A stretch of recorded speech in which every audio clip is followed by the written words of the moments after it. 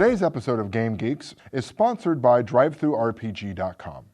Hey folks, welcome back to Game Geeks. I'm your host, Kurt Wiegel. Today's episode is the Superpowers Companion for Savage Worlds. This is a companion to go along with the Explorer'S Guide, which is the small, very inexpensive introduction into Savage Worlds that introduces the ability to play super-powered characters.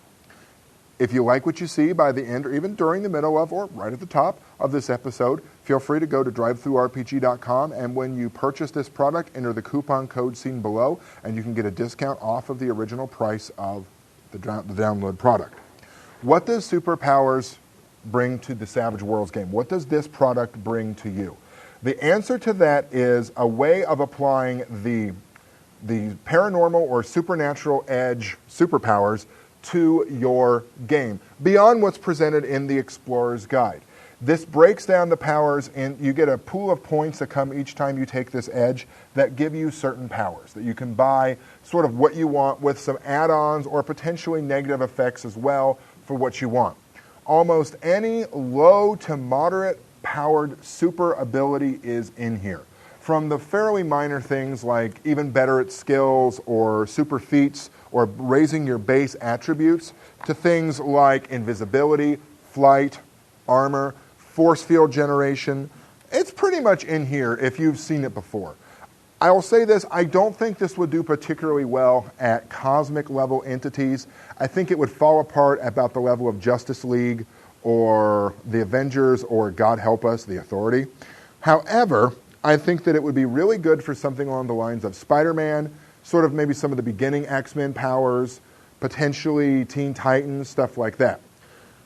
Now, you might be saying to yourself, what is in this that is different from Necessary Evil, which we've also previously reviewed, which was another super-powered Savage Worlds game?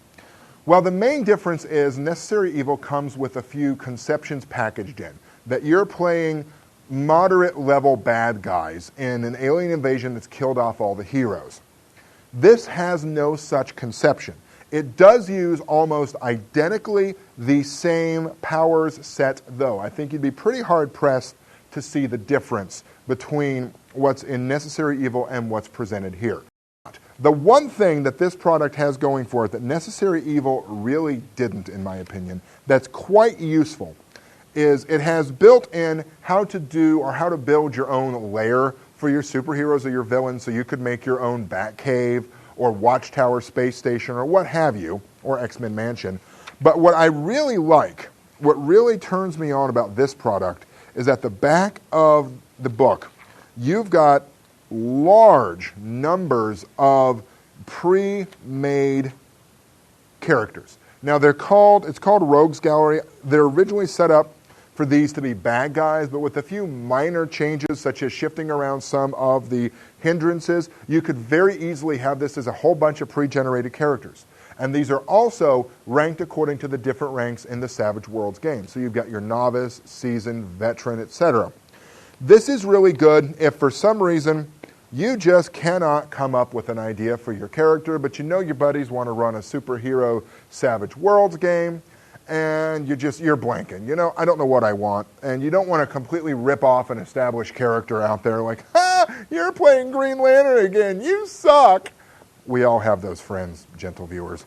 Should you get this if you have Necessary Evil? It's not really required, although the Rogues Gallery in the back is really, really nice.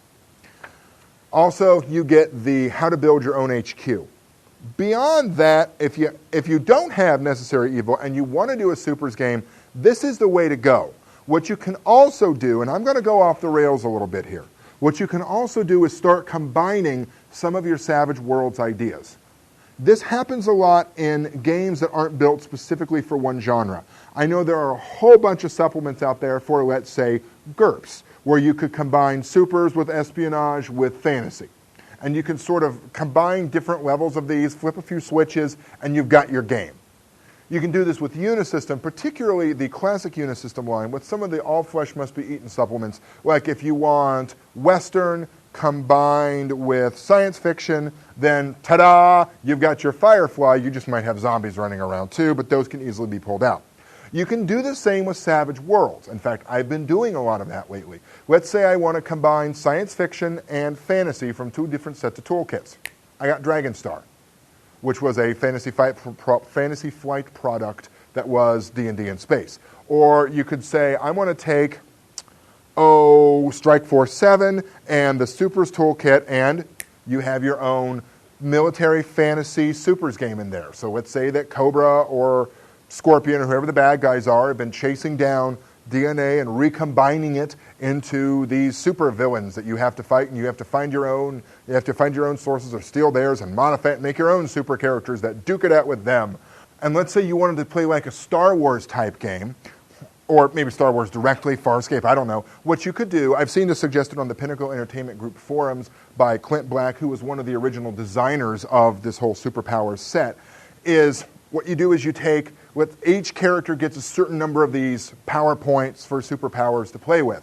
Well, that doesn't necessarily mean that you're all, but that's a good way to build your Jedi. Or an alien race, like let's say a Wookiee. You give them growth, you give them strength, you give them some berserker abilities, ta-da, you got a character. Or you could build your own special spaceship, like let's say a Century Hawk, if you know what I mean. So really, once you get a critical mass of these ideas, it's really easy to start pulling them together to synthesize something that really interests you, which is one of the advantages to these toolkits, be it fantasy, supers, horror, science fiction, what have you. It's a real advantage to that idea, to bring all of these different disparate ideas together to make one really interesting game in an engine you happen to love, be it Savage Worlds, Unisystem, GURPS, there are others. Again, this was a drivethrurpg.com product, so it is available after the initial airing of this episode for a limited time with the coupon code seen below. For Game Geeks, I'm your host, Kurt Wiegel. Good day and good gaming.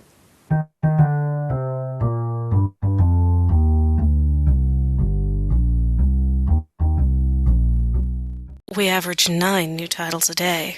That's over 60 a week. And we've got well over 15,000 RPG titles online right now. DriveThruRPG, the one true source for RPGs.